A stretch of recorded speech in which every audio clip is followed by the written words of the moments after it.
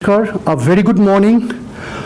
It is indeed one of the brightest movement in the history of IIT Kharagpur, a journey which almost started more than 2 decades back under the able leadership of many of our past professors, great works done by previous generations to where we stand today. But before we march on further, I'd like to invite on stage 2 of our most eminent personalities from our institute, Professor Sriman Bhattacharya, Deputy Director, IIT Kharagpur. Professor Bhattacharya had been the key person, the former director of CBRI Roorkee, and it was in his hands the institute has become so great. So we are so thankful that despite his very busy schedule, sir is here. We also like to have Dr. Pradeep Pine, another eminent personality from our institute, who has been registered to various institutes around the nation, including the Atomic Research Commission. And right now he heads the entire administration of IIT Kharagpur. Pradeep Da, or our Pradeep, is just not the register, but he's one of the key inspirers of what is going on. We'll have Professor Ajoy Kumar Rai, Padma Shri Ajoy Kumar Rai, Director IIST Shibpur, in a moment. So we like to initiate this very auspicious marriage of science and technology and heritage and culture, this auspicious union of the initiatives of IIT Kharagpur and the Ramakrishna Mission and Mutt as a whole from the Belur headquarters, and in particular the Institute of Culture here in Golpark, which was long initiated by Swami Akhandanandaji, Master Mashai, and some of the earliest generation of the Sri Ramakrishna Vivekananda movement here. So it is under this ambit we must have a very auspicious beginning, which will start with a Vedic chanting. Yeah.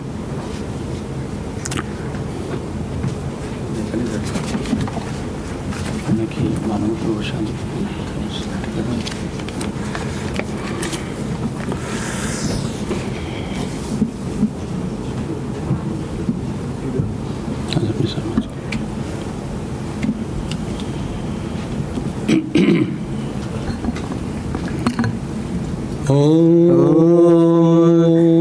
Shri Gurubhyo Namaha Harihi Om Yaschandasamishabho Vishwarupaha Chandobhyo Dhamritat Sambhabhuva Samendro Medhaya Srinotu Amritasya Devadharano Bhuyasam Shariram me vicharshanam Jivva me madhumattama Karnabhyam bhuri vishrubam Brahmanah koshosi medhaya pihitah Shrutam me gopaya Om Shanti Shanti Shanti Harihi Om Medha Devi Jushamana Nagar Vishwachi Bhadra Sumanasyamana Tvaya Jushta Nudamana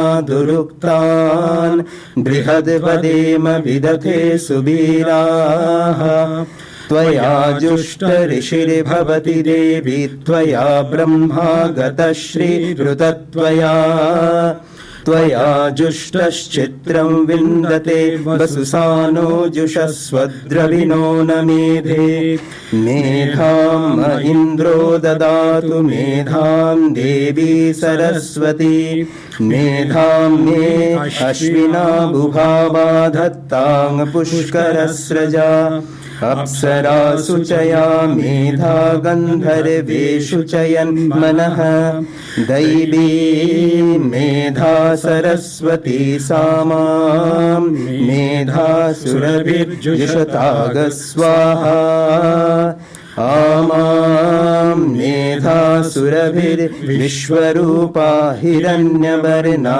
Jagati Jagamya Urjaswati Payasa Pinvamana Samam Medha Supratika Jushantam Om Shanti Shanti Shanti Harihi Om. Purnamadah Purnamidam Purnat Purnamudachyate Purnasya Purnamadaya Purnamevavashishyate.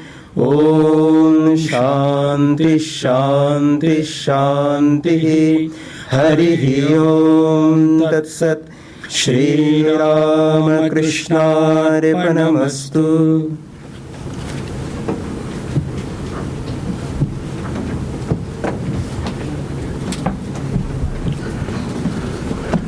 We are truly blessed to have someone amongst us who holds a very, very high esteem among the entire circle of monks in India and around the world, Reverend Swamiji Bhajananandaji Maharaj.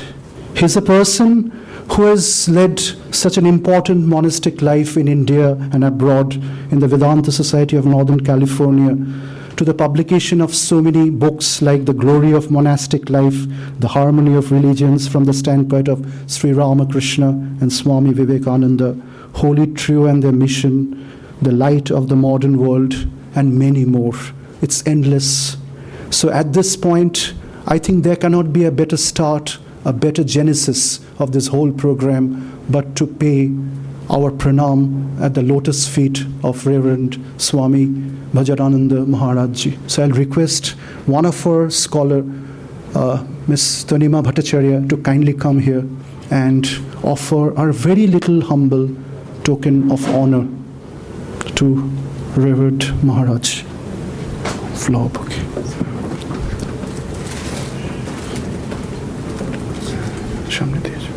Careful.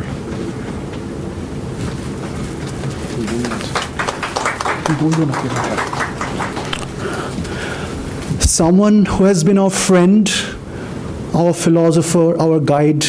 All you need is just a phone call, and Maharaj is there with you the very next moment. Swami Shubhanandaji Maharaj, the secretary of the Ramakrishna Mission Institute of Culture. Maharaj is like a friend. He just comes and gives you a big bang in the back and says, Joy Shab Thik ache to. That's what we need from a personality like him. Just not a philosopher and a guide, but a friend, philosopher and guide. It makes so much of difference. I'll request another scholar of ours, Miss Vidhu Pandey, to kindly come here and pay a little token of honor to Revered Swami Supernandaji Maharaj. Careful.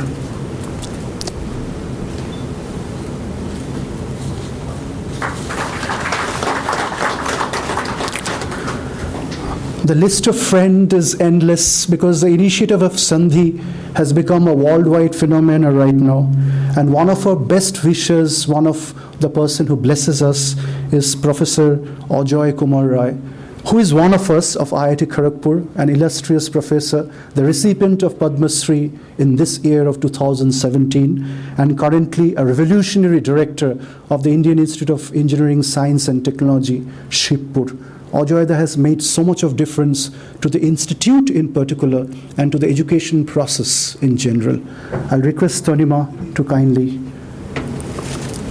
offer a small token of honor and also a little, not a little, a major publication of the Institute of Culture to Ajoy Rai, a book.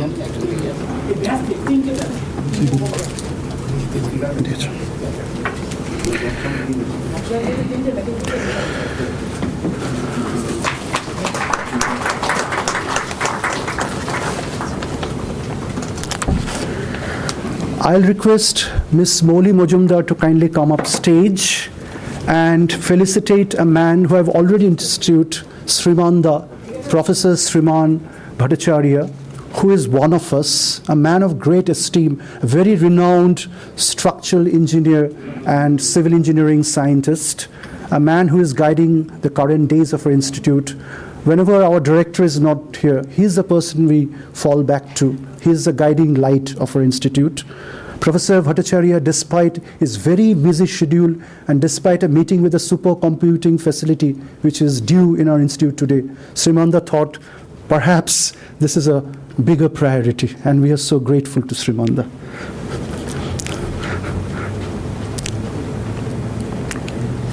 Thank you so much.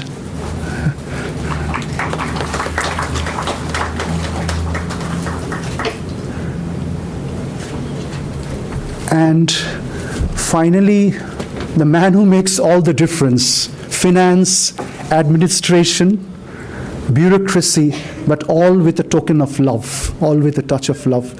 That's Dr. Pradeep Pine, our Honorable Register, IIT Kharagpur. I request Ms. Shuparna Dasgupta to kindly come here, and Grace Pradeep Da. Please come. Take your time. Help her. Careful.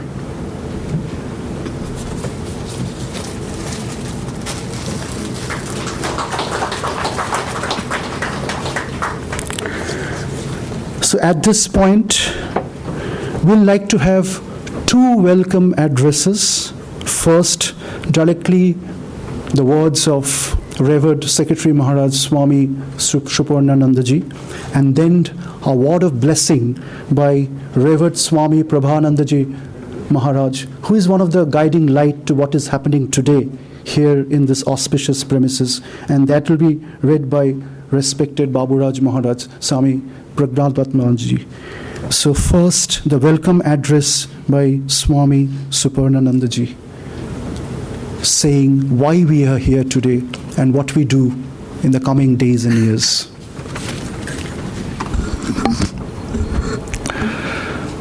Om Jananing Sharadang Deving Ramakrishnam Jagat Gurum Padapatmitayo Sitva Pranamami.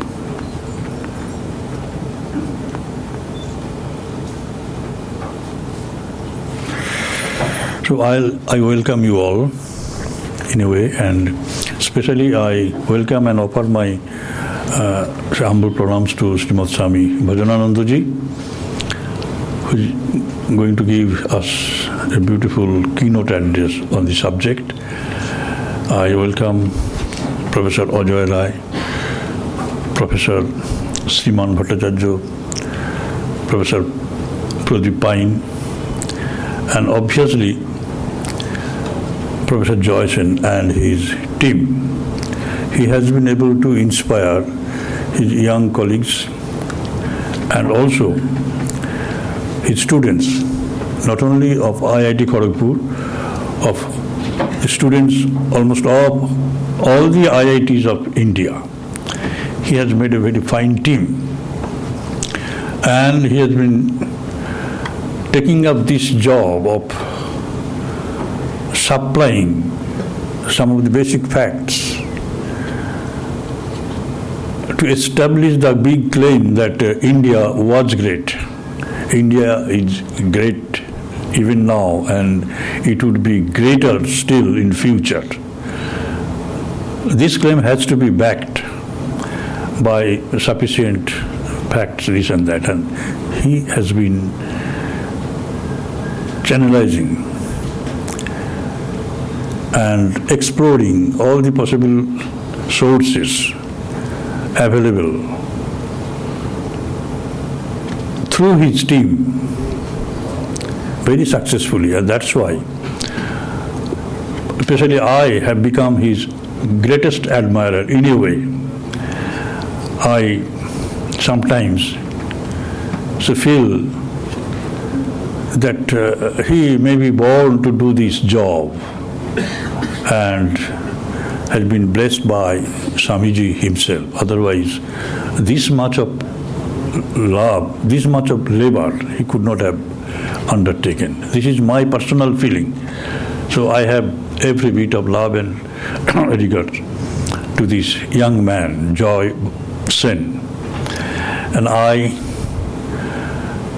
welcome the Swamis present here,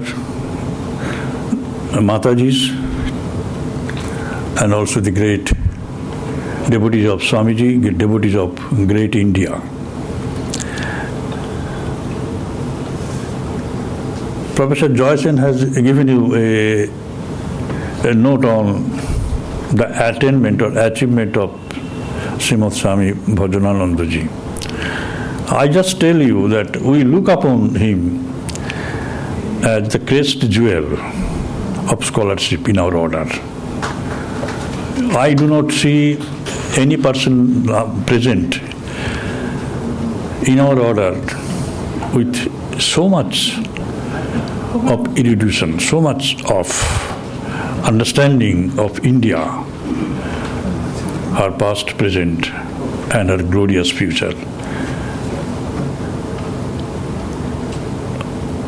When Professor Joyson was searching for a person to give the keynote address, I was always telling that here we have a monk, but it is very difficult to convince him. And we approached him, and as expected, he wanted to back out. But we didn't let our attempt go, and we, in a way, won. And that's why he's here.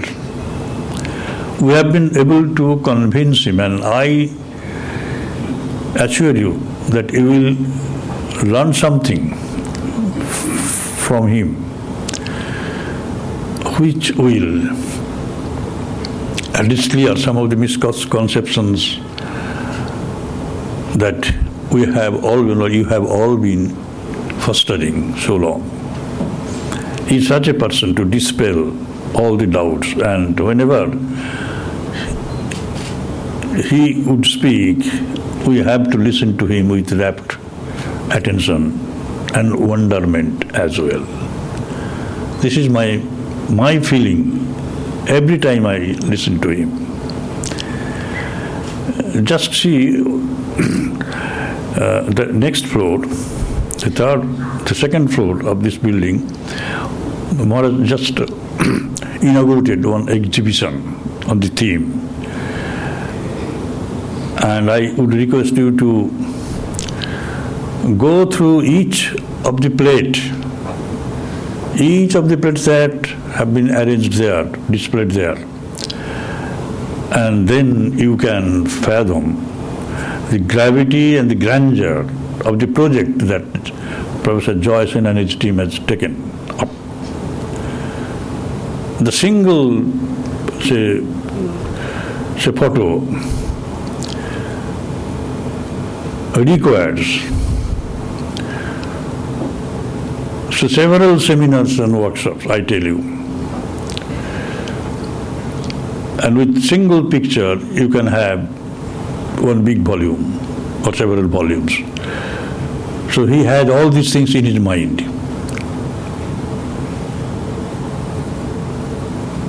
I am very much sure that when you leave this hall after 2 days, you will be all better men and women in respect of knowing India, knowing Swamiji, knowing Sri Aurobindo, this and that. The various topics still untouched. Various topics need immediate attention. And again, I congratulate Professor Joyson on her being able to take up this hazardous task, very hard task, to give us an idea of what India stood for, what India stands for, and what India will going to make in future. With these few observations, I once again welcome you all and offer my respectful pronouns to revered Bhajanananda ji. Jai Ma.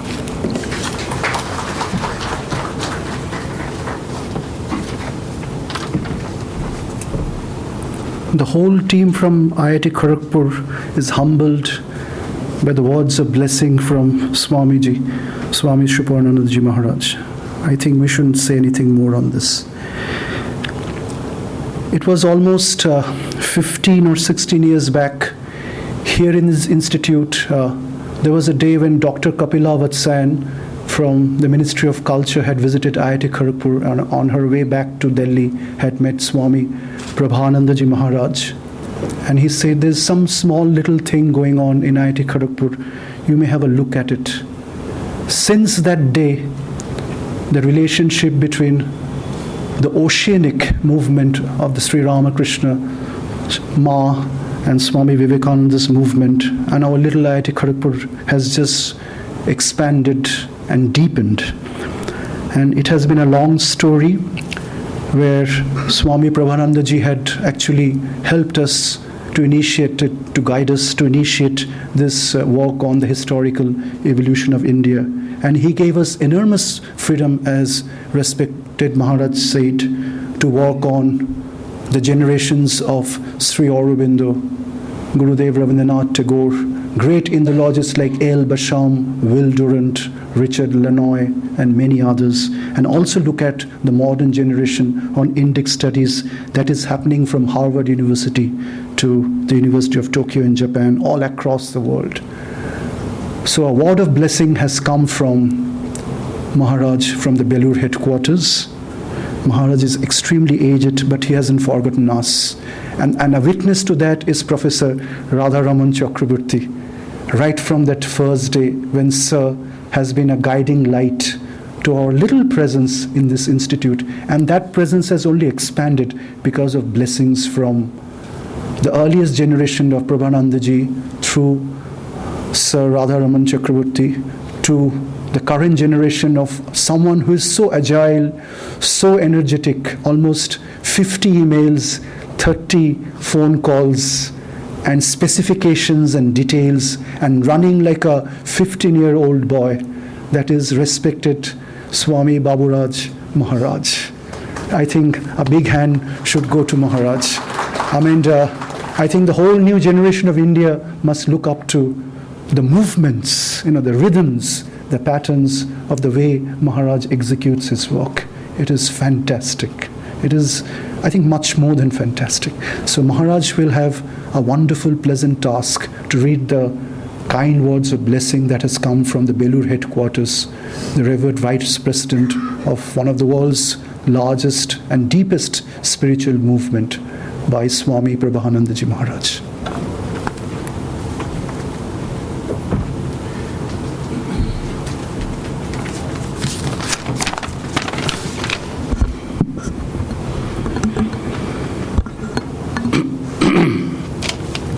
Message from revered Swami Prabhanandaji Maharaj, Vice President, Ramakrishna Math and Ramakrishna Mission, Belur Math.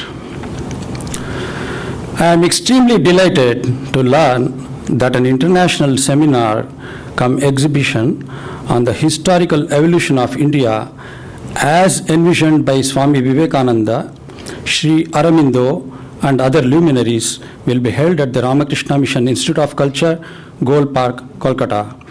Organized jointly by the Center for Indological Studies and Research of the Institute of Culture, Gol Park, and the Science and Heritage Initiative, Sandhi, of the Indian Institute of Technology, Kharagpur, West Bengal, during 11th to 13th May 2017.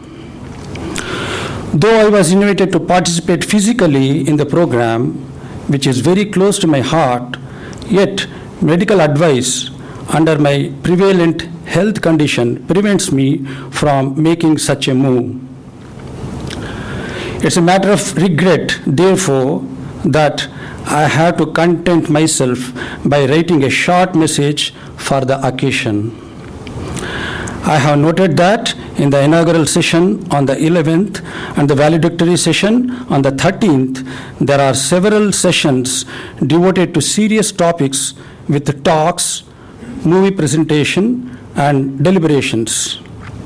There is also a captivating exhibition from May 10th to June 9th at the Institute of Culture, Gold Park, and several refreshing as well as exhilarating programs of music on the 11th and 12th.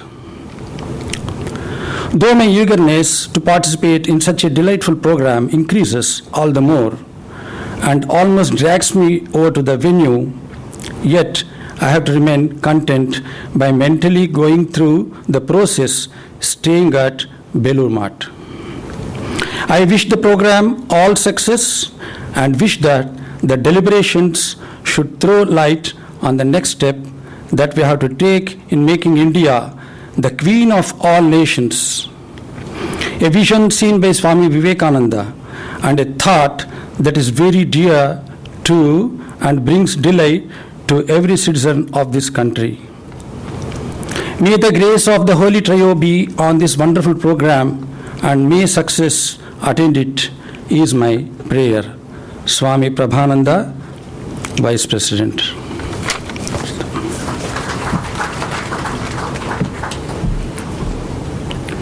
We are blessed with these kind words, and I wish, and we know Maharaj is here with his extended spiritual presence, and we'll make sure that we send a small synopsis of what happened to the Belur headquarters, to his office. So at this point, it is my personal immense pleasure to invite our Deputy Director, IIT Kharagpur, Professor Sriman Bhattacharya, to forward his kind words. And we are so thankful for his kind presence.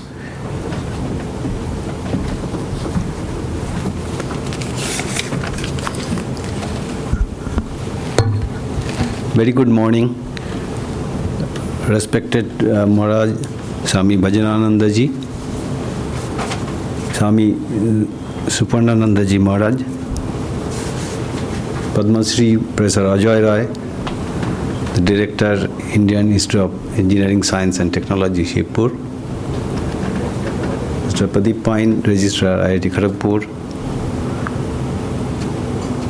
distinguished personalities in the audience, ladies and gentlemen, and my dear students. On behalf of IIT Kharagpur, on behalf of the organizing committee, Professor Joy Sen and his group, and on my personal behalf, I extend a very hearty welcome to you all to this workshop. Indeed, it's a pleasure for me to be here in this morning amongst the galaxies of the personalities who are here. And for that, I must thank Professor Joy Sen, who inspired me to come over here. And in fact, in the very last moment, I had to take the decision to come over here to be amongst you today.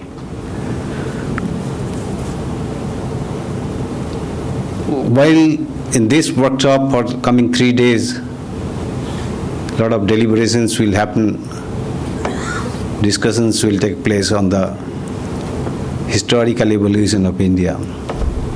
I thought it will be appropriate at this stage for me to say a few words about the history of IIT Kharagpur and what IIT Kharagpur is today. I just read an excerpt of what Pandit Nehru said in his first convocation address of IIT Kharagpur.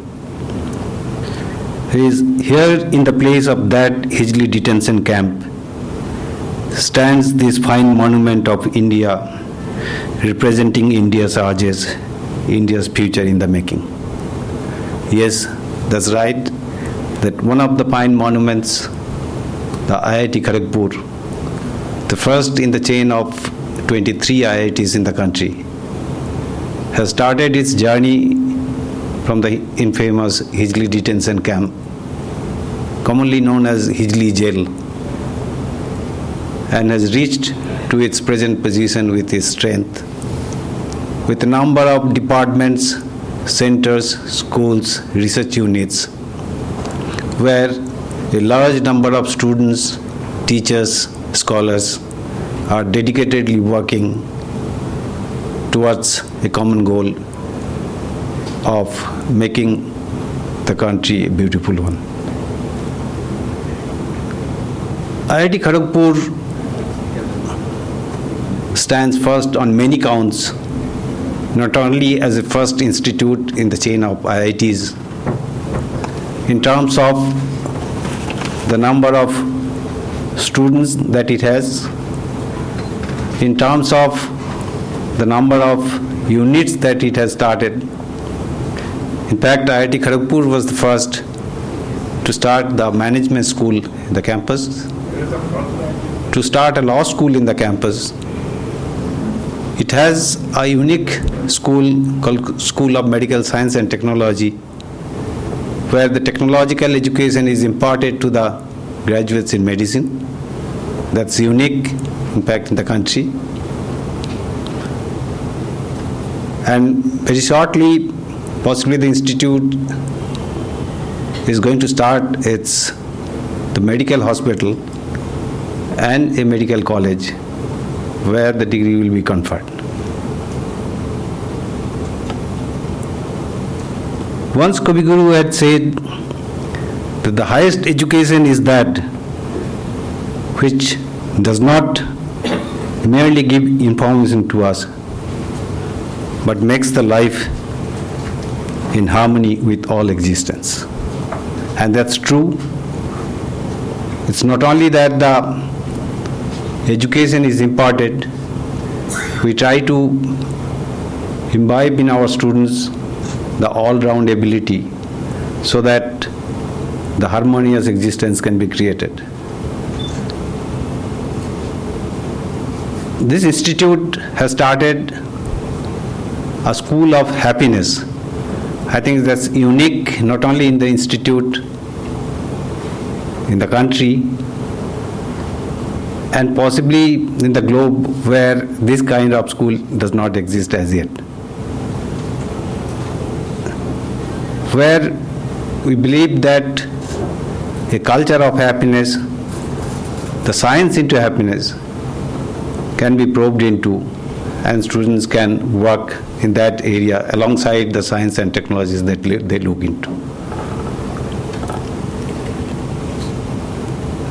The Science and Heritage Interface, which has been acronymed as Sandhi,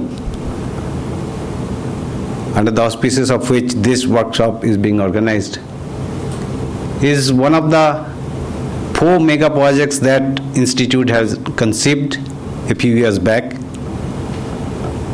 And apart from Sandhi, the 3 areas which we thought is important, they are on the food security, the signals and systems in life sciences, and the future of cities. So these are the 4 areas in which the Institute had started its journey. And today, as we see through Sandhi, it has come a long way, and we have learned many things.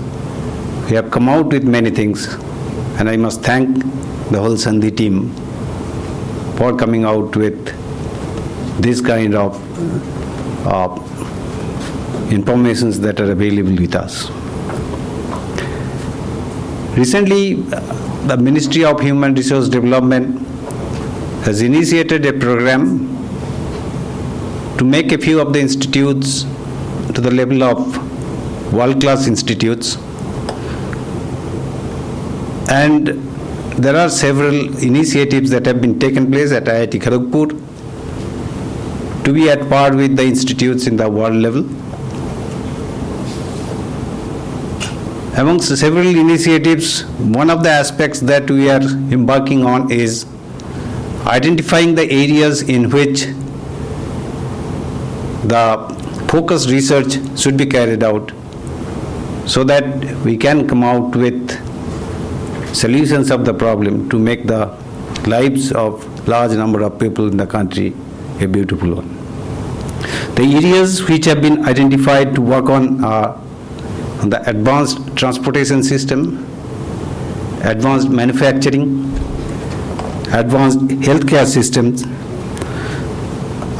geoscience activities for the future of the earth, innovative infrastructure, and digital convergence. So these are the 6 areas which encompasses almost all the areas of science, technology, social sciences, humanities, and other areas of the institute where we thought to work on and take forward the activities of the institutes in terms of its research and education. Well, as Sri Ramakrishna said, that existence cannot be produced by non-existence, or something cannot work out of nothing. I think these are the things which possibly this workshop will probe into more and will deliver it. And I hope that this workshop comes out with the findings, show us the path so that we can move it to the future. Once again, I extend a very hearty welcome to you all to this workshop, and I wish a good success of this workshop. Thank you very much.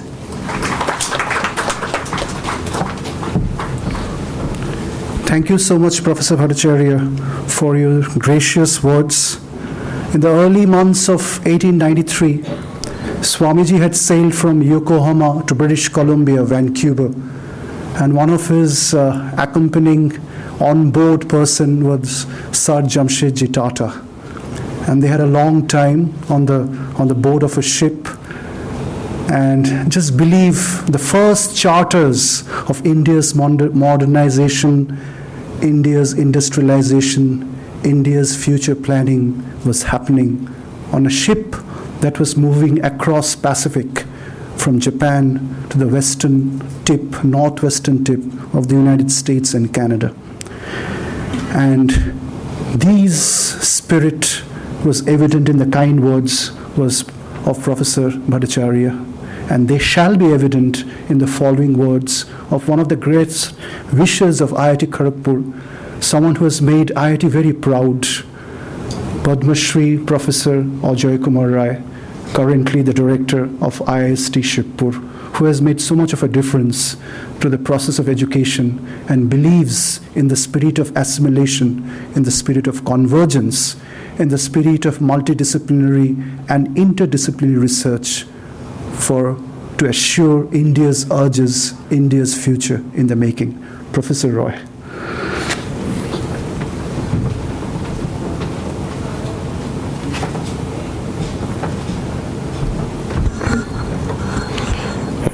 Namaskar, revered Swami Suparnananda Ji Maharaj, the main spirit behind this institution,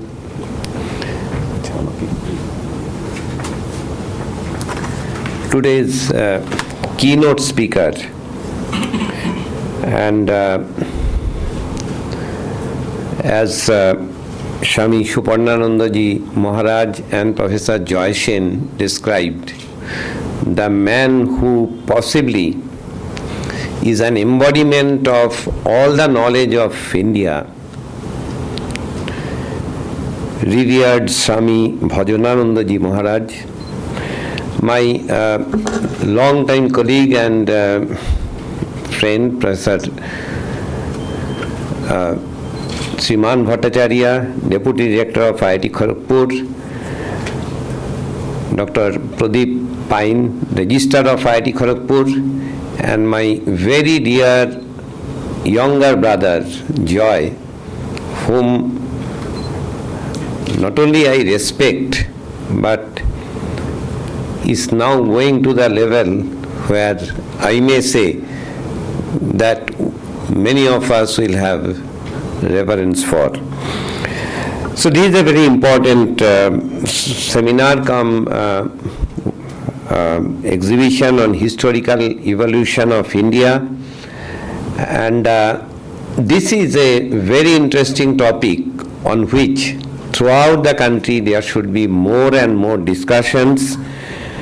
The almost more than 4,000 years of journey that this one of the oldest civilizations of the world has undertaken, which can be thought about in different epochs, pre-Vedic, Vedic, post-Vedic, Buddha period, Gupta period, and then it goes on to the more modern times.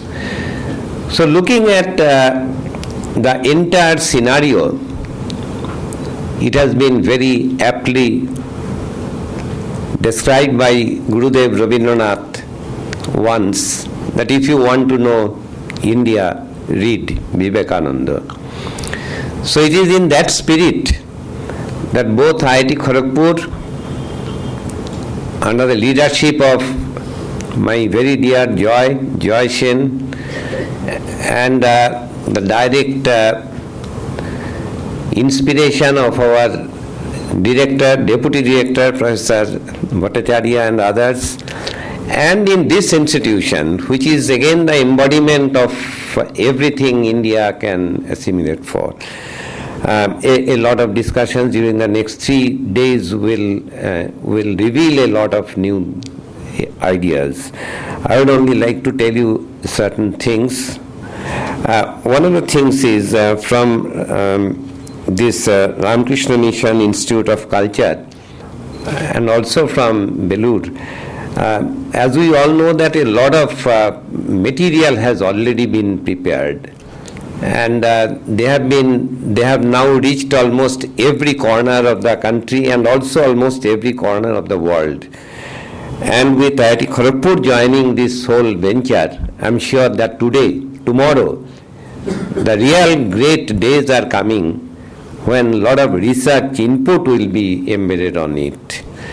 Now, understanding the evolution is a very important thing in every branch of science. Evolution in different perspectives, as we call that even human evolution, it started from a single cell. Imagine that from a unicellular environment, it gradually became multicellular, and only years back, the whole world has witnessed the most expensive experiment on a topic which dealt with just one of the things, that is the existence of Higgs boson. Bosons are the particles, fundamental particles named after our very own Professor Satyen Bose. Now that the whole thing, it was necessary for understanding the origin of this universe. I was thinking that a still more expensive experiment possibly will be there in the days to come in search of that single particle and its origin which created life. That single cell, the whole history of it, a lot has been written, a lot is being done. Now the whole scenario is, it evolves. So history of civilization, history of life is the history of evolution. And this historical evolution, any kind of evolution, when it evolves from a certain point, then evolution means that for it to evolve, it requires a certain environment.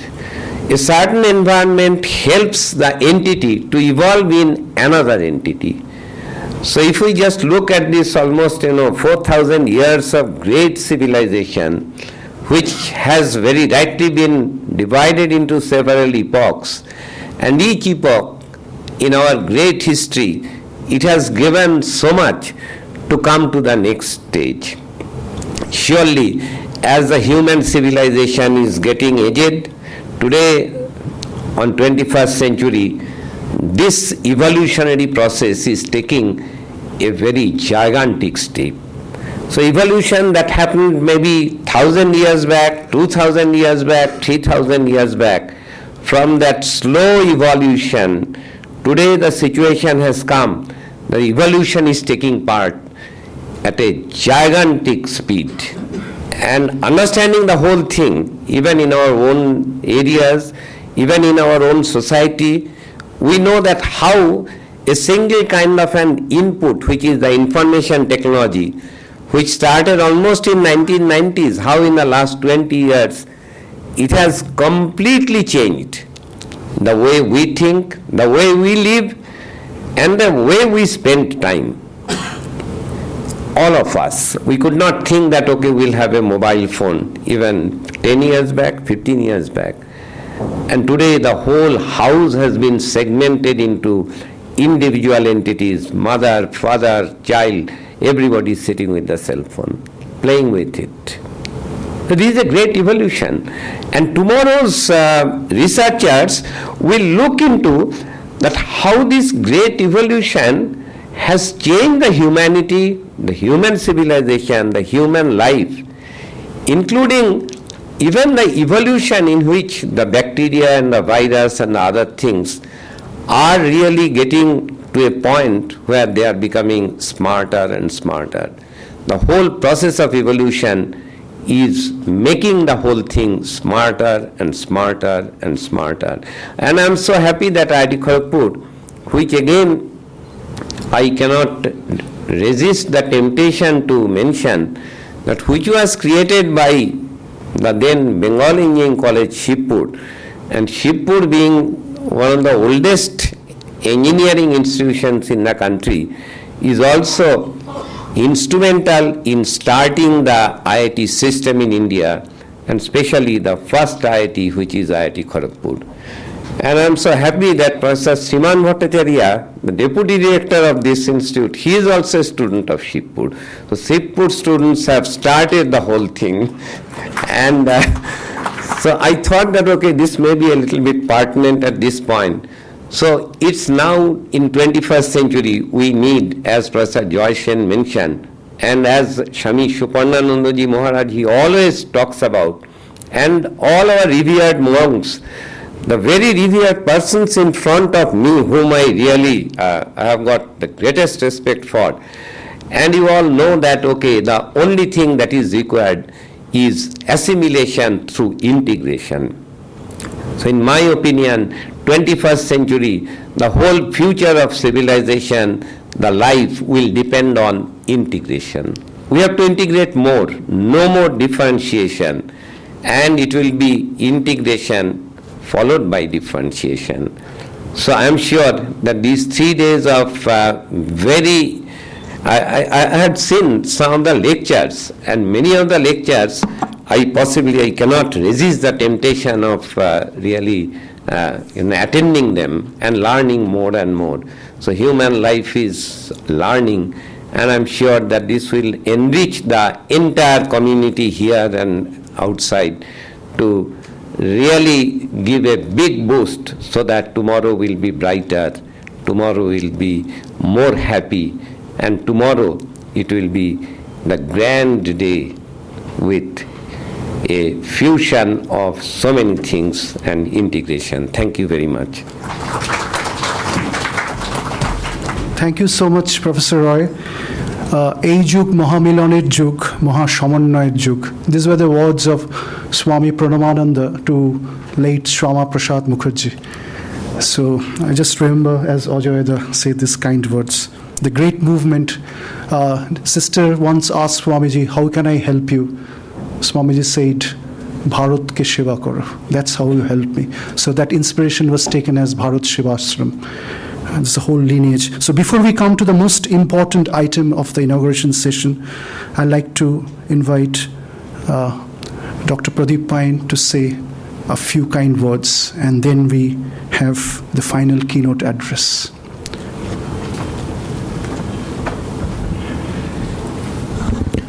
Suprabhat and Namaskar, Reverend Swami Vajanananda Maharaj, Reverend Swami Suprarananda, Reverend monks, mothers, and distinguished guests, Professor Bhattacharya and Professor Roy.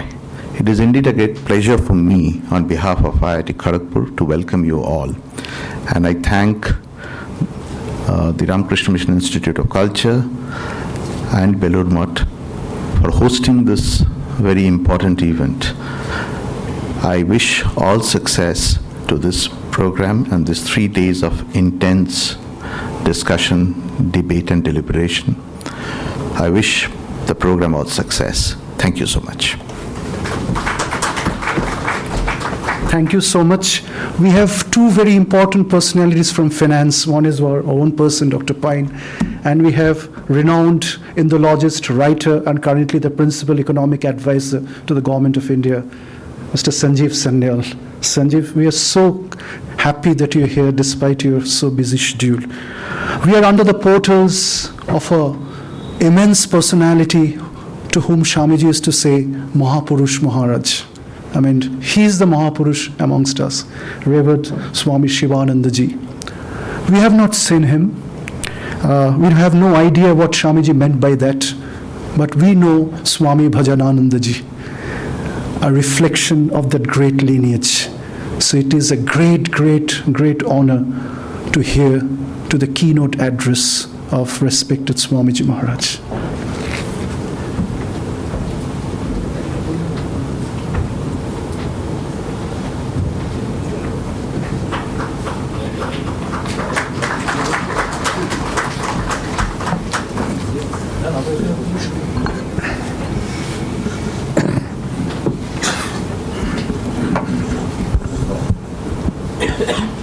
जस्य बीर्जेण कृतिना वयं च भवनानि च रामकृष्णं सदा वन्दे स्वतन्त्रं शरणमीश्वरम्.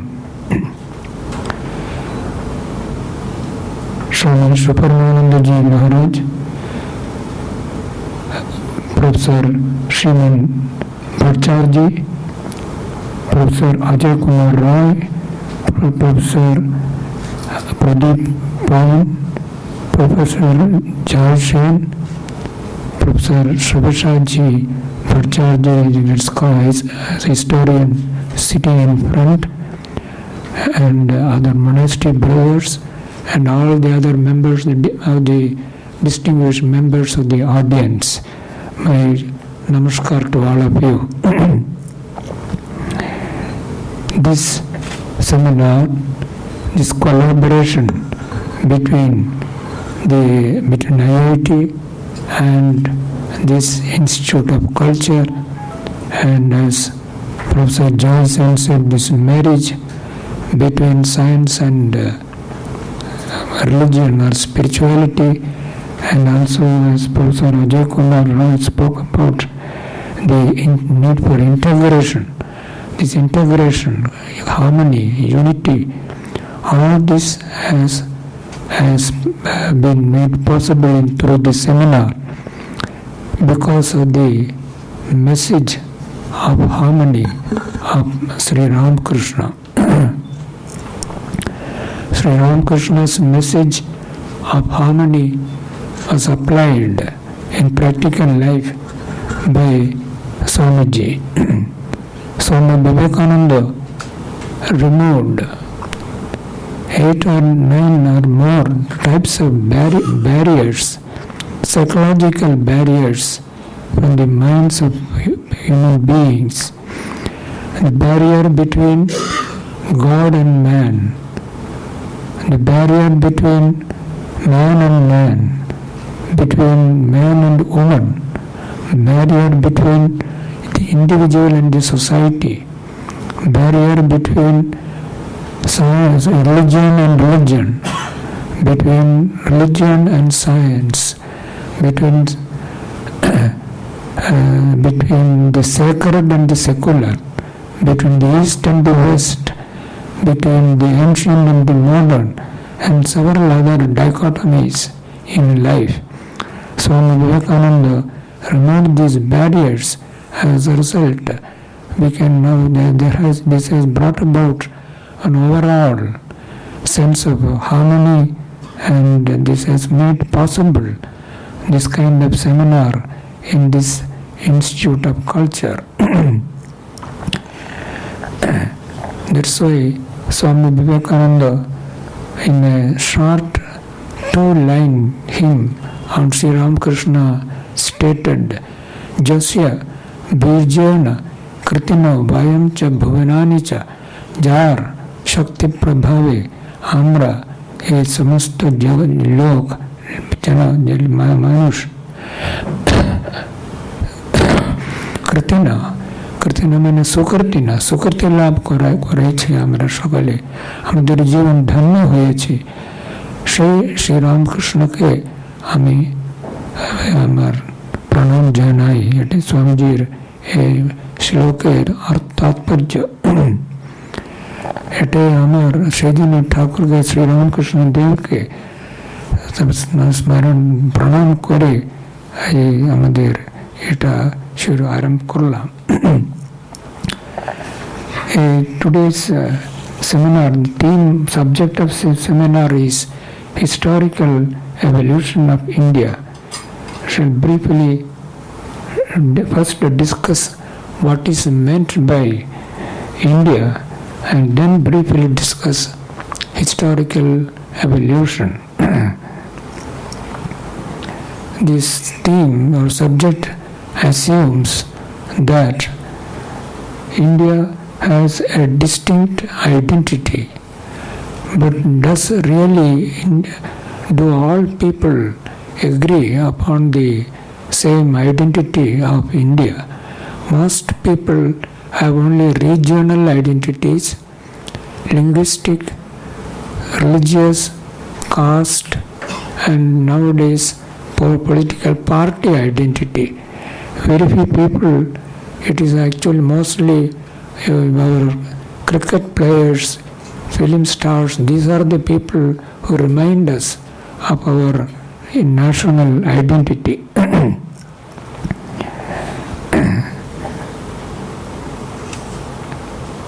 The truth is, there are actually three Indias: the political India, cultural India, and the spiritual India. These three Indias had been separated, had remained separated for more than for nearly 2000 years, from the 10th century till the end of the British period. These three Indias had got separated, so we had forgotten their identity and our true identity. The synthesis or unity and harmony of these three Indias.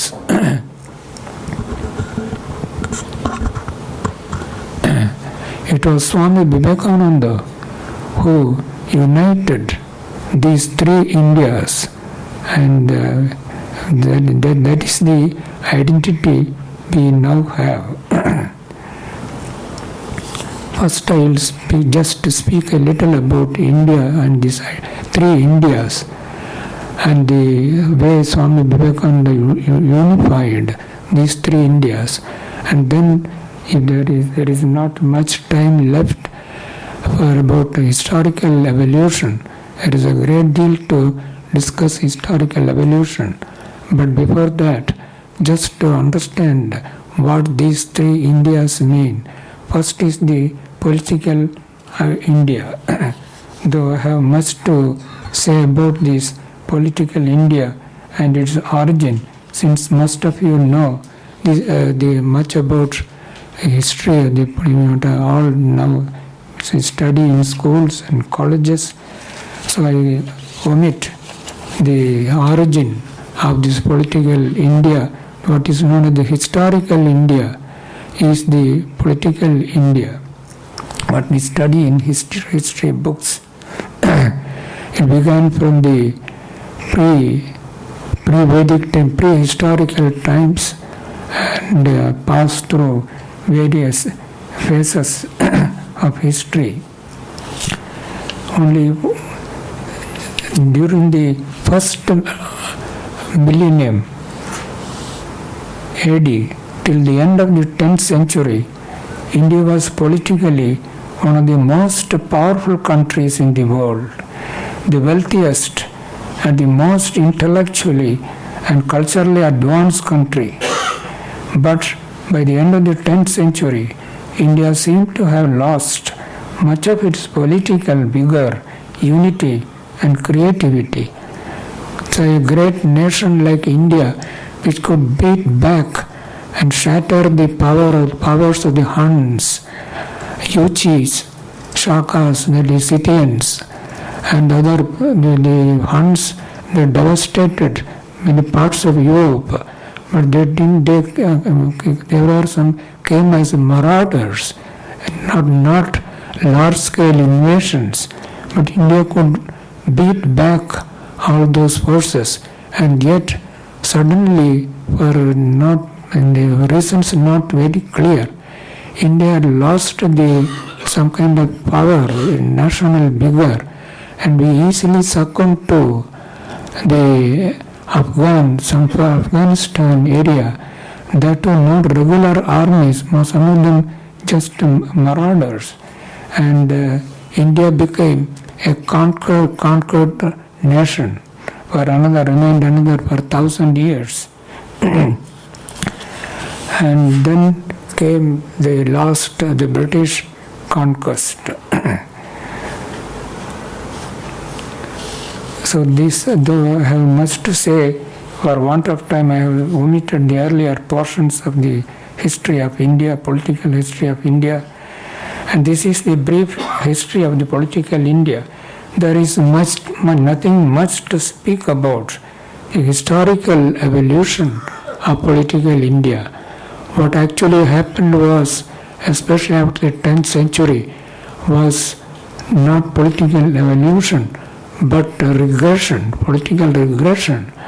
And after attaining independence, we are now trying to convert the forces of regression into forces of evolution. Real evolution of India has to begin by converting the forces of regression which have ruined us now into forces of evolution. So we come to the cultural India, the second India. Cultural India is not a conceptual image, but a social reality.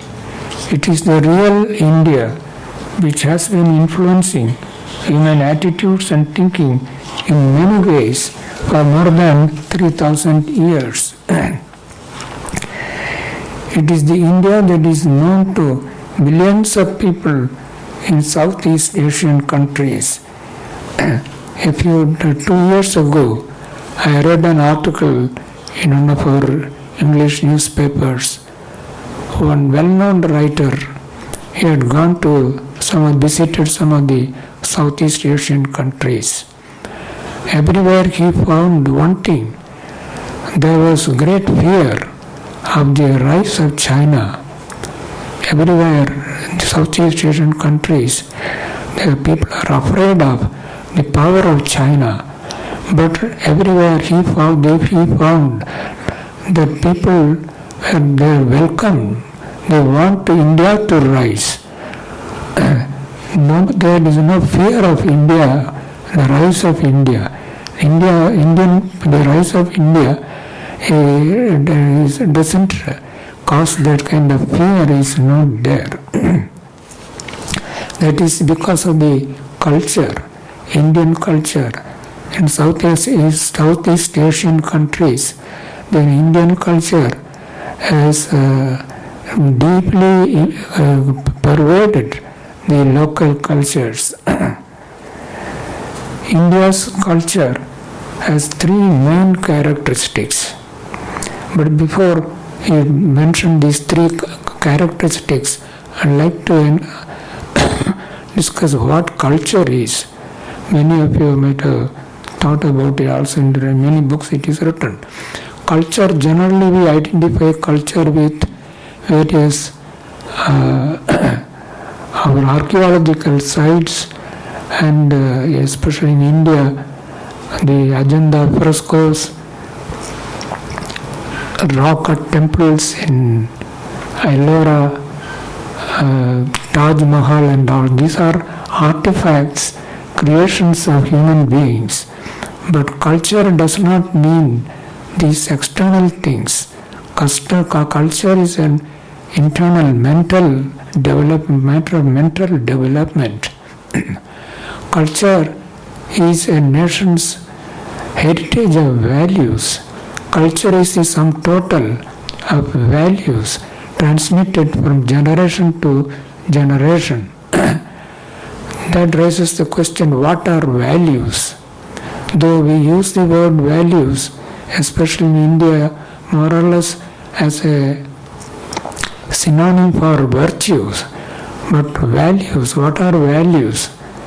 Values are certain higher, some ideals or goals, certain normative goals or ideals we seek or ought to seek in life.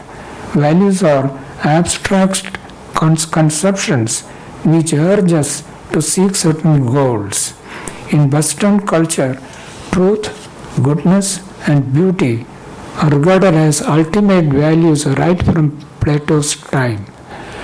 That has been unquestioningly accepted by all people generally. But the question arises: are these the ultimate values? And the ultimate values, are they end in themselves? Can what are values? For that we have to understand what are values. To understand values, begin with a simple, concrete example. A loaf of bread. Its value, or what you call price, let us say it is 20 rupees. So that is the value. But value is a mere abstract concept. 20 rupees cannot appease your hunger. What will you do with 20 rupee note? It is the reality. The bread is the reality. That only can appease our hunger. Similarly, values are mere abstract concepts. Behind them, these values, there is a reality. If there are ultimate values, then there is ultimate reality behind that. It is the ultimate reality that gives value to these ultimate values. In India, we didn't go for values. Our ancient sages went directly to the reality. We sought the bread, not 20 rupees. So this, we found the ultimate reality. This Indian culture is based on the ultimate reality, whereas Western culture is based on values. Values are abstract concepts which urge you to seek. So there is tremendous seeking. In India, unfortunately or fortunately, long ago our sages have realized, attained the reality. So there is no urge to seek. Values urge you to seek, whereas the reality which has already been is an accomplished fact. So people are satisfied with that. We already know, we already have. Whereas values always, the value is truth, the pursuit of science. Even now, most of you are here, there are scientists here. Science constantly urges you an eternal quest. There is no reality, Lincoln Barnett writes. There is no mystery which does not lead to another mystery. Science leads you from mystery to mystery. Any subject, any branch of science, you can see it's physics, chemistry, biology, botany, zoology. Every subject leads you endlessly from mystery to mystery. That's keeps the quest alive. The seeking tendency, temperament. So the Indian culture is based on the reality, whereas Western culture is based on values. This is the first difference, first characteristic of Indian culture. The second characteristic is the idea of unity and diversity, the idea of harmony, that infinite diversity in India as a nation. You can see language, so many languages and religions, customs, so many, everything. You can see all the diversity in the world you can see here.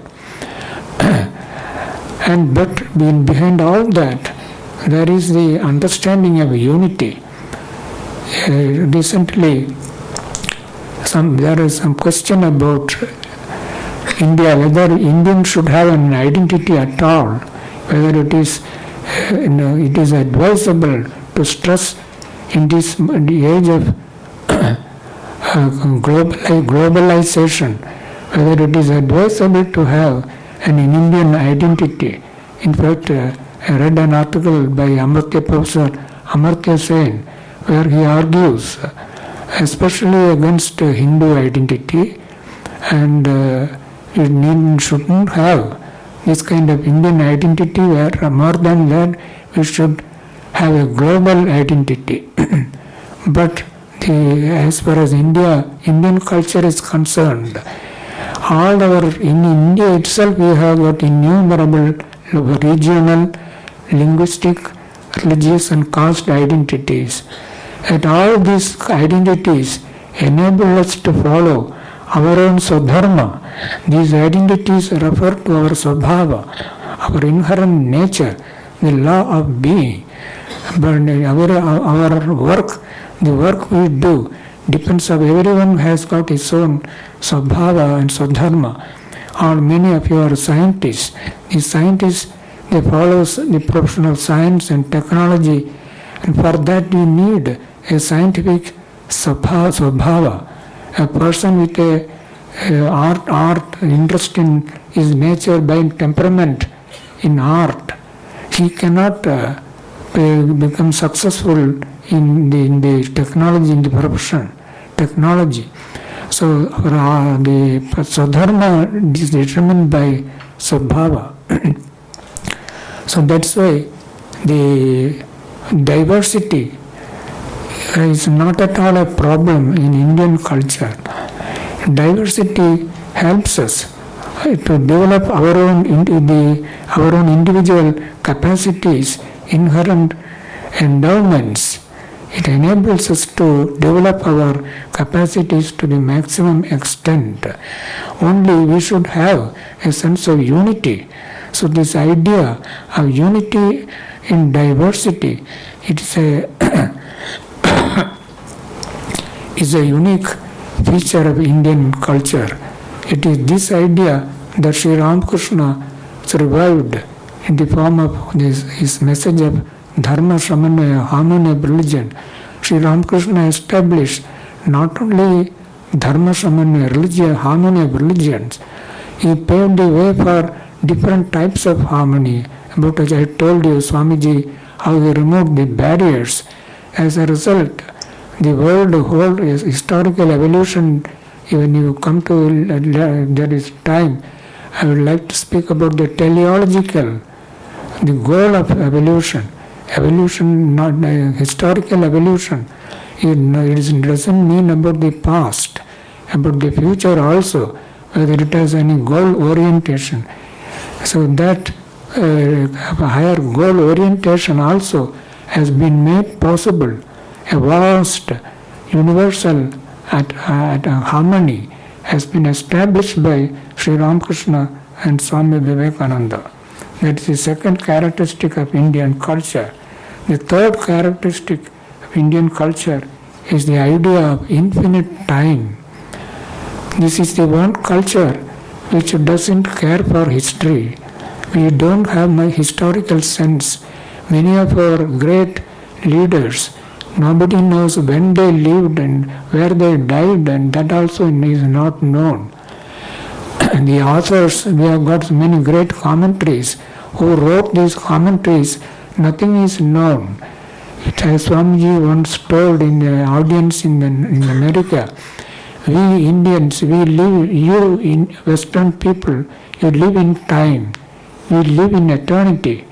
So this idea of infinity of time, our Carl Sagan, I think many of you know, the great astronomer and astrophysicist, he has written about ancient India's Indians' vision of a vast time scale, millions of years, what is called the astronomical year. It was even to conceive. Maybe they might not have accurately calculated everything, but the understanding, the possibility of a vast time scale. So that is also another culture characteristic of Indian culture. This Indian culture has passed through four main phases. If you omit the prehistoric phase, especially Harappan culture, and the nowadays, there is a lot of information we have received about pre-Harappan cultures going up to 7000 BC, 5000 BC. Even Indian culture must have started somewhere there. Even there have been evidence have been found the influence of Indian culture in Mesopotamia, in Central Asia, and various other places. If you omit the prehistoric phase, then we may say four main phases of Indian culture. First is the Vedic culture, which is maybe from 1500 BC to 200 BC. Around 600 BC, the Buddhism, Jainism arose in India, but that didn't alter the basic pattern or structure or attitudes of the people. This was followed from the end of the Mauryan Empire and till the beginning of the Gupta Empire in the 2nd century AD. For about 400 years, India was subjected to innumerable invasions by Yuchis or Kushans, the Scythians, and finally the Huns. Repeatedly, there is a lot of vagueness and kind of historical dust. There is a kind of screen. You don't know much about what happened during those centuries. When the curtain rises, we find a entirely new culture, a new India.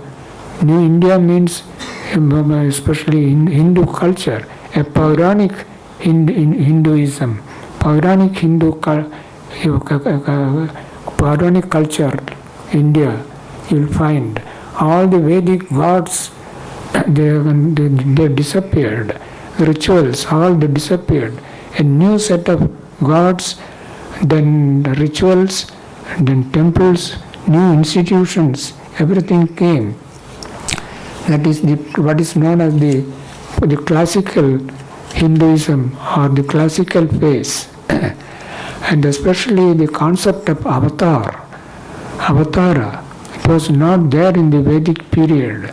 This avatara idea was to dominate Indian culture from that time onwards. Then in the 10th century, as I mentioned earlier, came the Islamic invasion. When India lost its political sovereignty, and with that, the separation between political India and the cultural India took place, but it was not complete separation. The Islamic culture only acted as a kind of verge in between. Still there was kind of unity was there. But it was the British conquest that totally separated cultural India from political India and also spiritual India. Western culture introduced three challenges. First of all, science and rational thinking. So that posed a great challenge to India's traditional religions and especially our ideas about Upanishad, Gita, and Hindu scriptures. And then second challenge was an open society where men and women could be moved freely, and there was greater social sense of social justice. It was in striking contrast to the closed, caste-bound society, Indian society.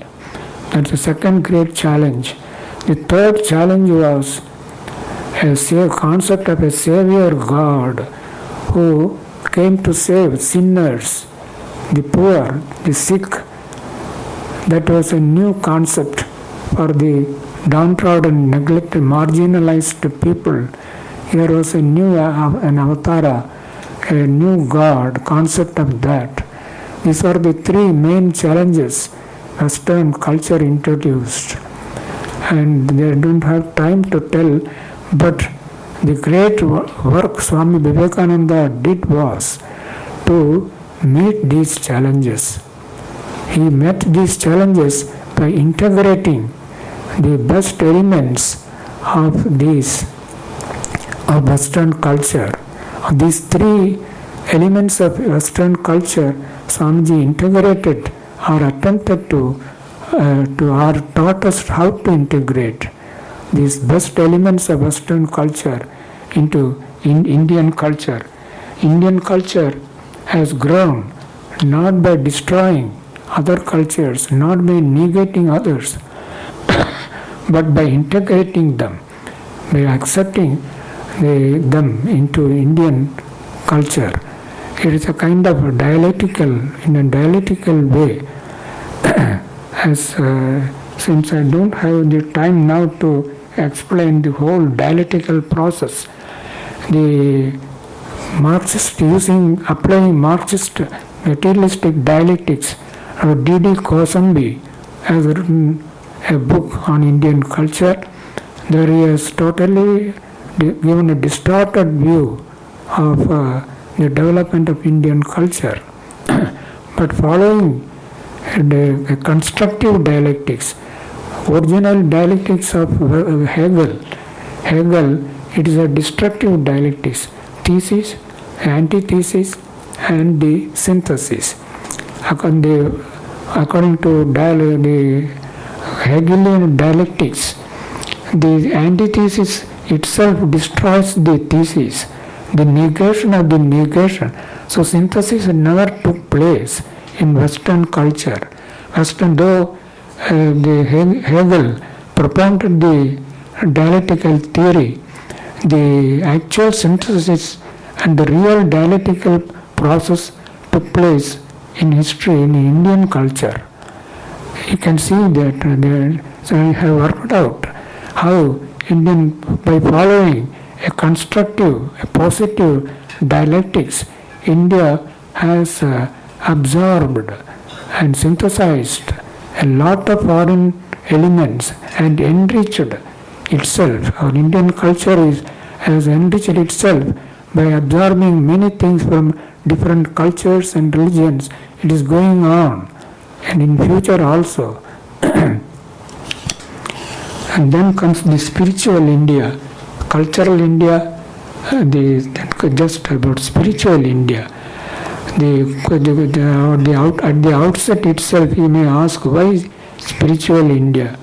Because does not spirituality exist in other countries? Every religion has got a spiritual element. Spirituality is now everywhere. Why there is a spiritual, why we call, I at least specifically mentioned spiritual India. The reason is, the very word spiritual is not properly understood. In recent years, there is a lot of interest in spirituality, especially even in academic circles, in our departments of psychology, philosophy, even even quantum physicists nowadays are interested in spirituality. I have seen about 30 definitions of spirituality. Most of them are unclear and confusing. That is because the clear understanding of spiritual is not there. To understand what spirit means, the word spirit, he has used, it is an English word. It is used in English language until recently, and most to mean mind itself.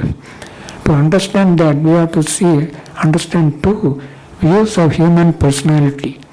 Human personality, according to the Western view, Western and non-Hindu view of human personality is a dichotomy of two entities, body and mind. The mind itself is called soul. The mind itself is called spirit. So spiritual and moral, there is hardly any difference. That's why when Swamiji said Indians are more spiritual than Western people, many of them were chagrined because that means they are not so intellectual or moral. But Swamiji used spiritual in the Indian sense. Indian view of human personality is trichotomous, is a trichotomy of body, mind, and the third entity known as the Atma or the spirit, it is the Atma that is the center of consciousness. That alone is consciousness. Body and mind in the Indian view are jada. Jada means unconscious. Whereas in all Western systems, in all other religions, Christianity, Islam, Judaism, in all other religions, the mind itself is known as the soul, and the spirit may be a higher part of the mind. Even from Plato onwards, this body and mind, there is no such thing as Atma. That's why this discovery of Atma as the center of consciousness, that is the embodiment of consciousness, this is India's great contribution to world culture. The discovery of consciousness, the consciousness according to our view is self-existent. In the Western view, consciousness must have a substratum. When you talk about consciousness, you ask, what conscious of what? So this is known as intentionality. So consciousness has always the question of intentionality, that is refers to something or some object. Whereas according to Indian view, consciousness is self-existent. Self-consciousness is not about anything. Consciousness itself is self-existent. Everything else is known through this. It is the inner light by which we see the outer light. So this idea of this is what is meant by spirituality in India, Indian thought, Indian culture. The Atma and the which is a part of a supreme ultimate reality. There is our real nature is neither the body nor the mind, but the Atma, and that is our center of consciousness. It is from there, like a fire motto, this I consciousness constantly arising from our Atma. It is from the Atma that gives rises to our real identity. And similarly, behind all the world, the objects that we see, there is also an ultimate infinite consciousness which they call, ancient sages called Brahma, Brahman. Brahman simply means the vast consciousness, infinite consciousness. The next step was the discovery that they are one and the same. This consciousness within and the consciousness outside, Tat, the consciousness outside, Tvam, the consciousness within, Asi, they are one and the same. This was a great equation, the spiritual equation, like Einstein's theory, the equation of E equals mc squared. Another equation long ago discovered, evolved, developed in India, Tat Tvam Asi, the consciousness within and the consciousness, vast consciousness outside, they are one and the same.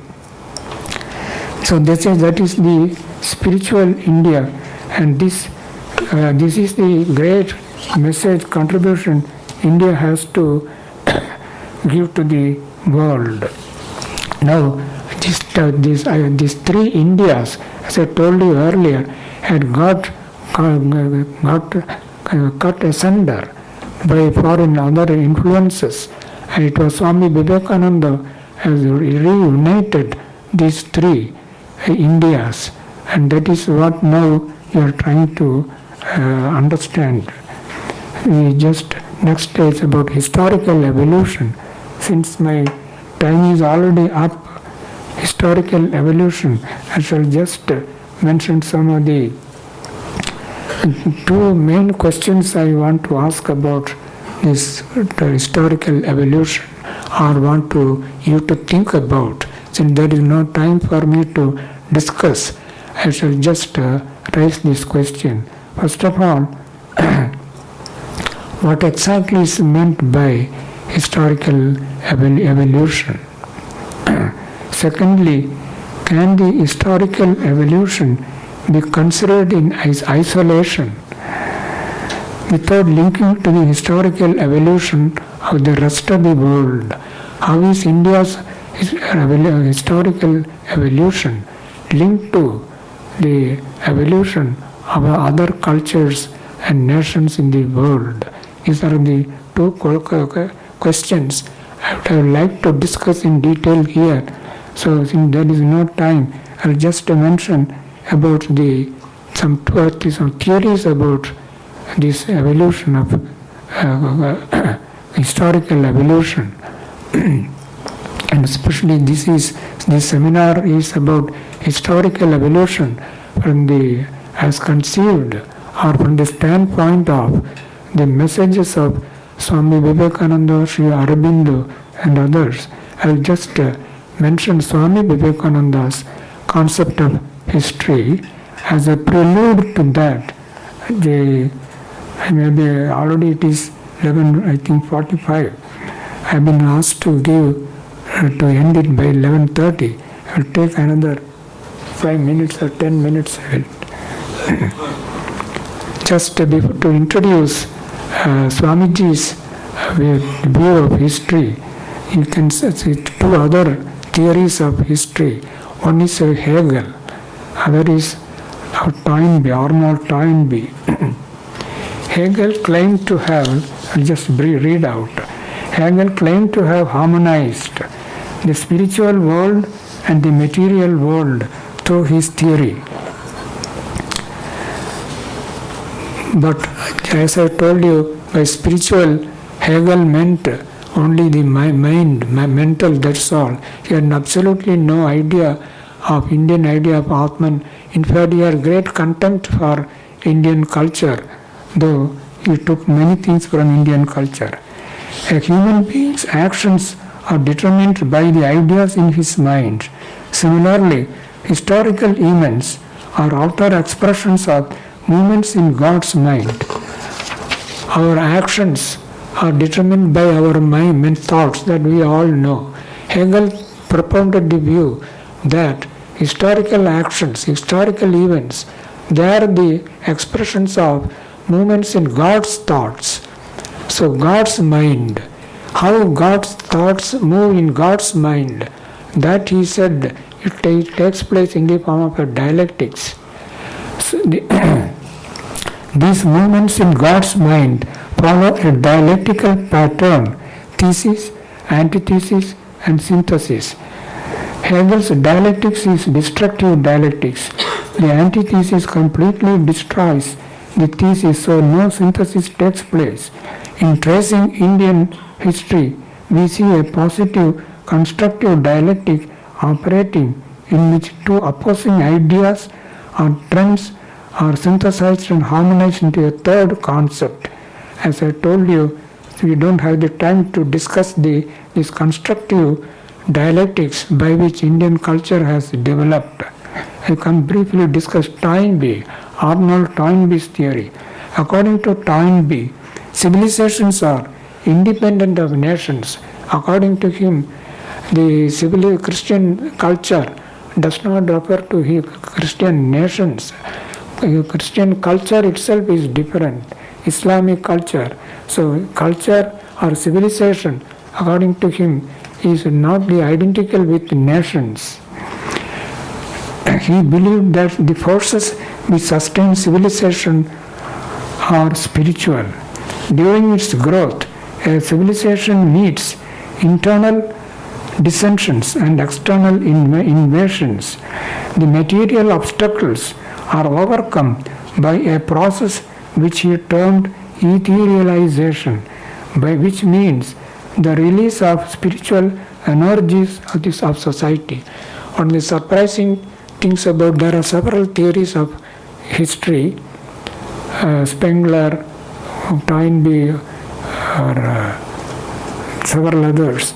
All of them they are concerned with the idea that history is determined not by external events but the ideas in human minds. So that's why, according to Toynbee, every culture has the certain reserve, energy, mental energy, psychic energy, spiritual energy, what he calls. This the sum total of mental and psychic energy. When obstacles, foreign invasions, or internal dissensions and all these things come, that nation, that culture or civilization which has accumulated sufficient mental energy, psychic energy or spiritual energy, that will release these energies. And this is what he called etherealization. By this process, it overcomes these obstacles. Those cultures which don't have this reserve energy, they will die.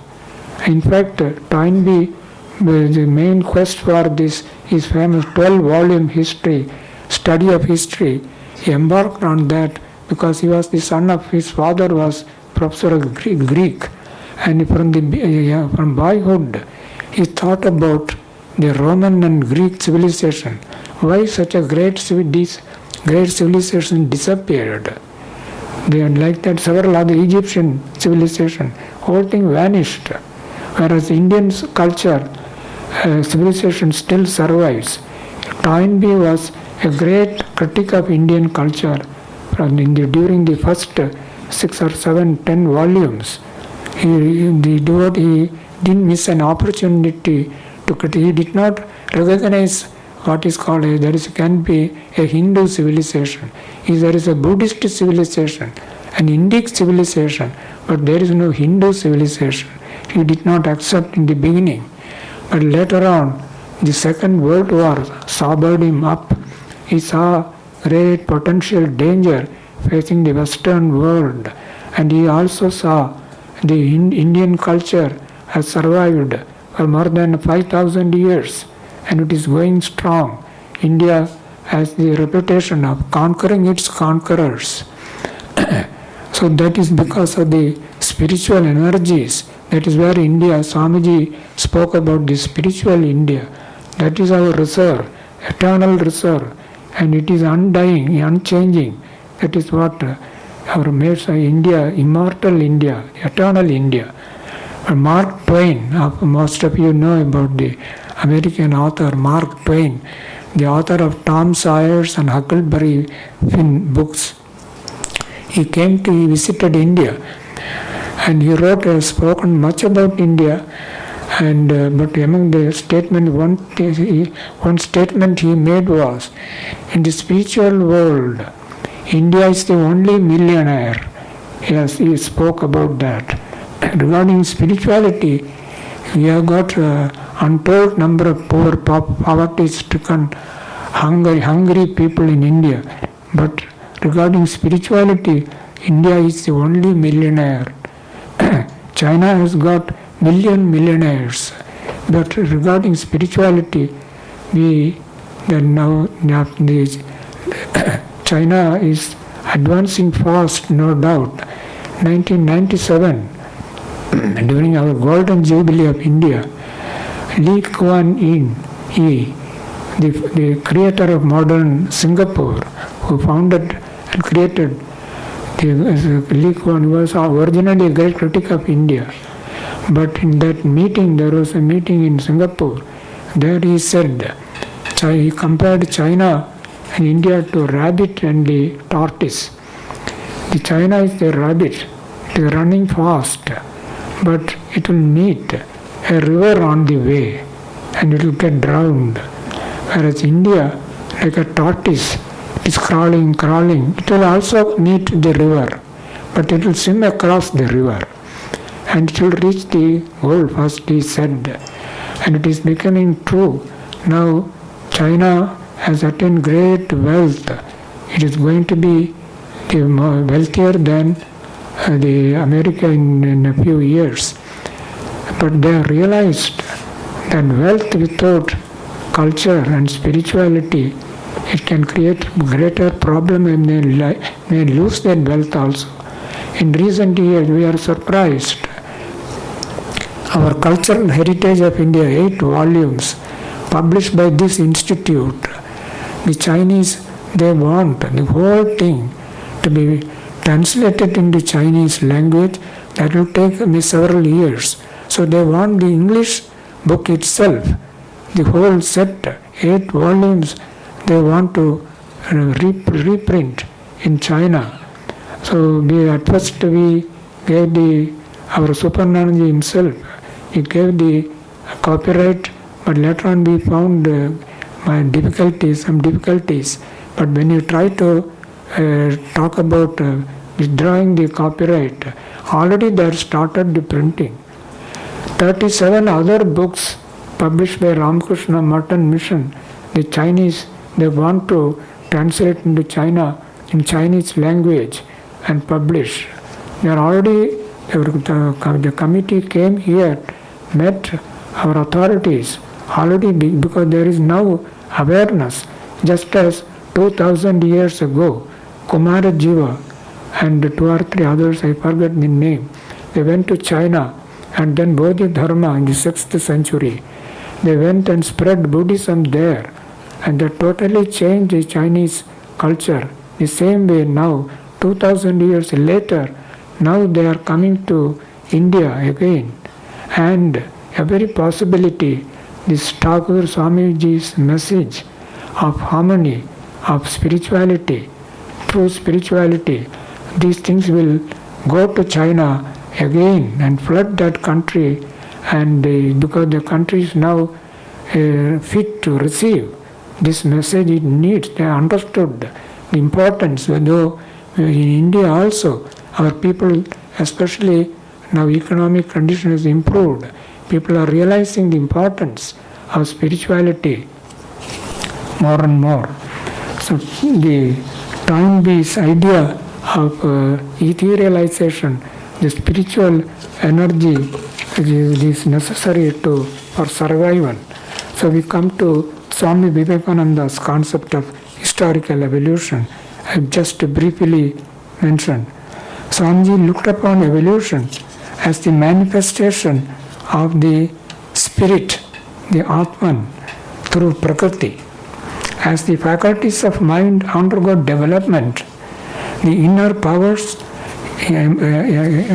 inherent in the Atman manifest themselves more and more. He gives the example of a light. Suppose there is a lamp covered with a black screen with a small hole. Through the hole, a little of that light comes out. But when the hole is enlarged, if you make the hole wider, bigger, more and more light comes out.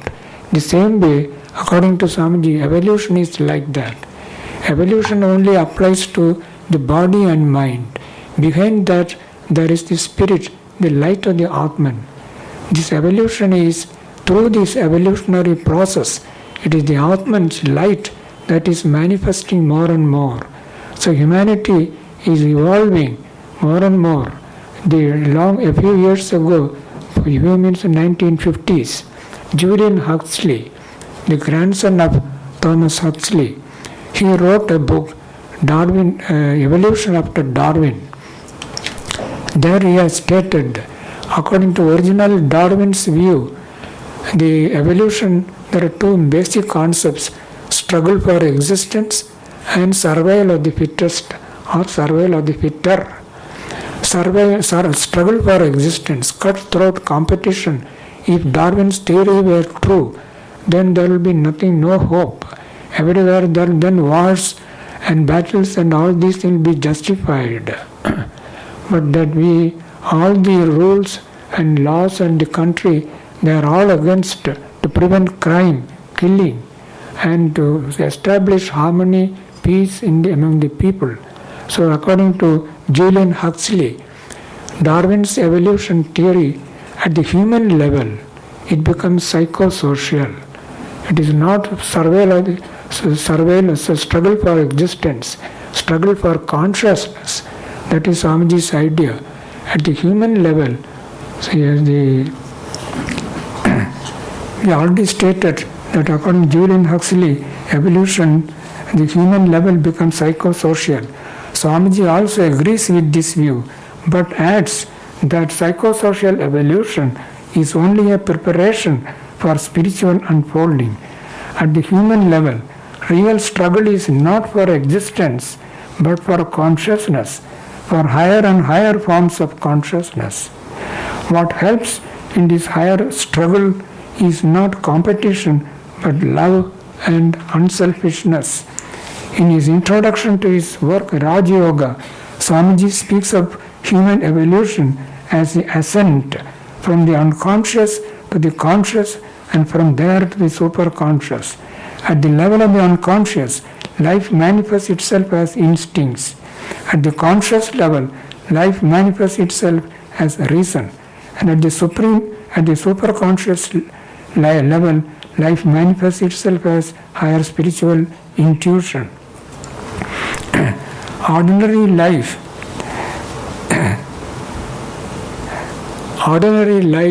is a struggle to rise from animal life to human level.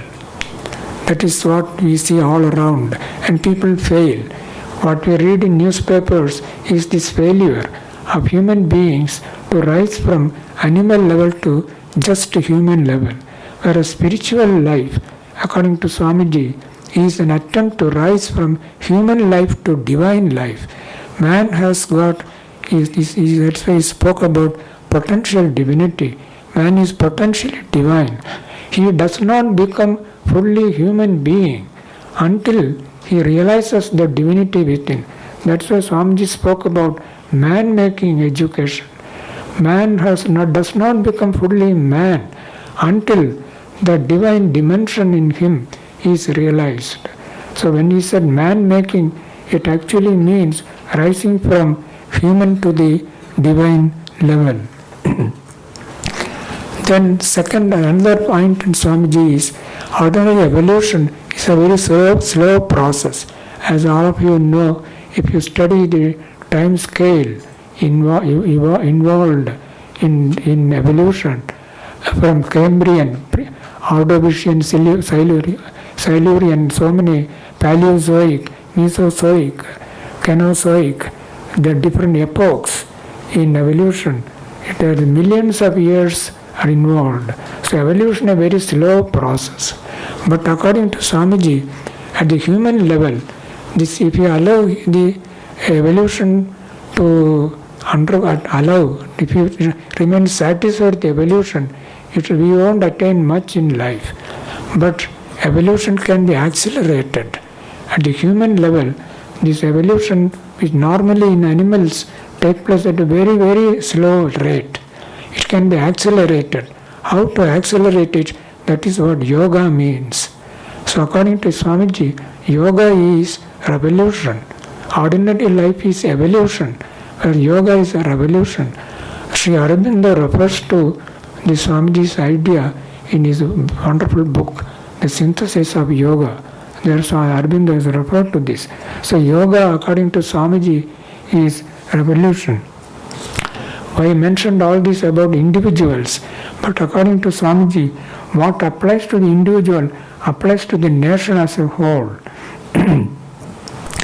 The goal of human evolution is to attain spiritual illumination. This is the message that India has to give to the world.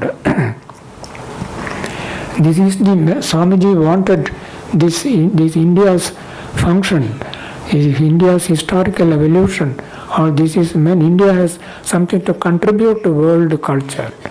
Before that, Indians were considered to be utterly backward, poor, poverty-stricken. Our per capita income was $1. That was the kind of condition during Swamiji's time. And what have you to contribute to the world? So somebody, a singer asked, what does India export except communicable diseases? So Swamiji showed we have great thing to contribute to world culture or spirituality, and that is India has got a definite role to play. And Swamiji said that in future, religion, by religion Swamiji meant spirituality. Religion is going to play a dominant part in the 21st century. A new civilization is rising. The globalization, forces of globalization, modern advancements in information and communication technology are bringing peoples closer together, and as a result a global civilization is developing in this new or future. It may take maybe 100 years or more, but still it is clear a global civilization is taking place. Already there is a lot of similarity in the ways of life, dress among the people and peoples of the world. So in this global civilization, India will have a great part to play. So historical evolution of India has also a teleological goal. So we have a great future also. I will just give one quotation from Swamiji about this role and then conclude. Swamiji said, it is sometimes said that religions are dying out, that spiritual ideas are dying out in this world. To me, it seems that they have just begun to grow.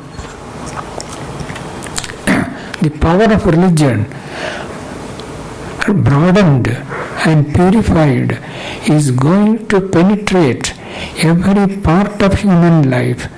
So long as religion was in the hands of certain chosen few or body of priests, it was in temples and churches, books, dogmas, ceremonials, forms and rituals.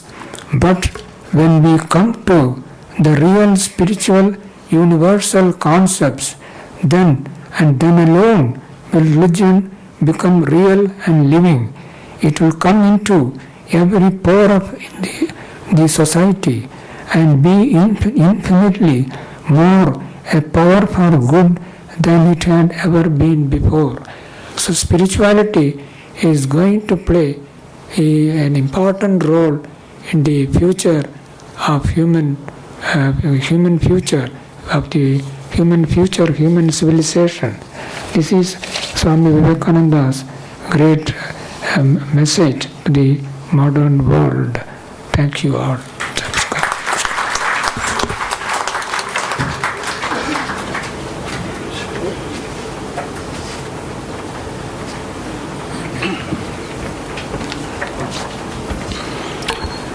I think these were waves from a great ocean, and Reverend Maharaj's speech is like an epic with so many chapters and sheds, like the koshas, like the Annamaya kosha to the Vijnanamaya kosha, and finally beyond the Anandamaya kosha. It's like the evolution of India from the material to the moral, cultural, and finally to the vast, infinite realization. We felt very happy because Swamiji talked about Arnold Toynbee and Oswald Spengler, and incidentally or coincidentally, we have those revelations in our exhibition in the second room. The movements that are created in Esalen, where after Swami Vivekananda, the works of Sri Aurobindo, the teleological implications reached the West and created three great giants like Arnold Toynbee, Abraham Maslow, and Alan Watts. So the great institutes at California, the works of Sri Aurobindo reached the works of Sri Abraham Maslow, and there has been an explosion. So what Swamiji forwarded to Sri Aurobindo in the central jail at Alipur exploded as a global wave from Pondicherry to the entire universe. So that is the historical evolution of India, where spirituality as an attainment shall be established as a principle of life, as a national policy, and as an individual indispensable requirement. And that shall be written on the charters of the humanity of the 22nd, the 23rd, and the 24th, and the later centuries. That's the historical evolution of India. We need to break for a quick cup of tea, and one of our colleagues, Dr. Akhi Banerjee, if she is around, is supposed to give a very quick vote of thanks because we have to come quickly back to this room for two very important talks by Sri Sanjeev Sanyal and Professor Radharaman Chakraborty. So I think we can have a 10 to 15 minutes, like 10 minutes there and 5 minutes to assemble back in this room so that we have these two talks very quickly. And just two small things. Some of our esteemed plenary speakers shall be contacted by our research scholars like Ms. Tanima Bhattacharya, Vidhu Pandey, Sri Arpan Paul for some formalities. And respected Baburaj Maharaj will also organize a special thing in the presence of Swami Bhajananandaji, which will be guided by his presence. So it's over to Dr. Akhi Banerjee from IIT Kharagpur, who has just come back from Singapore, winning a prestigious Best Research Paper Award with Miss Tanima Bhattacharya standing there on an area which is under the science and heritage domain, which was the dream of Gurudev Tagore, the marriage of technology and heritage together. So Akhi and Tanima bagged the Best Research Award from the Global Science and Technology Forum, Singapore, just 2 days back. And she has come from Singapore. Yeah.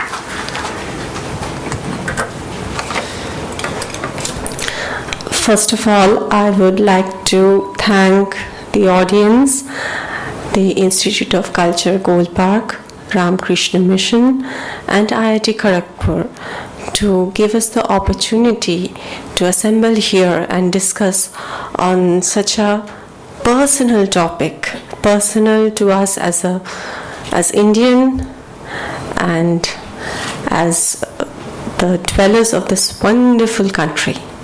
So we are very lucky to be assembled here, to be able to listen to such dignitaries and such luminaries on what India stands for today. I would like to thank Swami Bhajananandaji for taking his time and for delivering such a wonderful lecture on what India stands for today, and particularly to emphasize our future, that we do have such a bright future. I would like to thank Padma Shri Professor Ajay Rai for his words of encouragement and as well as for his indications that we as a humanity as a whole, we have never progressed in seclusion, in exclusion, but we have always progressed when we have worked together, we have identified our harmony and our unity in diversity. And that is the way we intend to progress. And that is the way that our ancestors have given us certain threads or certain links on how we should progress later. I would like to thank our Deputy Director, Professor Sriman Bhattacharya, for telling us that how our great Institute of Technology in Kharagpur was based on and was born out of the struggles and the sacrifices of the great sons and daughters of India who had a dream for future and who actually thought that we as a race, as Indians, need to dream, need to have aspirations of our own, shedding the shackles of what external forces thought was good for us or what was right or wrong. And that's why I would like to thank Professor Joy Shane, without whom this entire event, I would say, remains incomplete because of his immense passion and dedication and work which has let us have this initiative known as Sandhi, and you would be knowing about that if you visit the exhibition. And I would personally like to thank Swami Bhajanananda ji and Sri Shuparnananda ji as well as Sri Prabhananda ji from Belur Math and the entire team of monks from Ramakrishna Mission to believe in us and to encourage us in such wonderful endeavor. So, and last but not the least, I would like to thank the entire dignitaries present on the dais again, Pradeep sir, personally for giving us such a huge amount of time and for the support IIT Kharagpur has given us. So again, my pranam and namaskar. Thank you so much. We are breaking for a quick tea session so that we reassemble in this room for 15 minutes.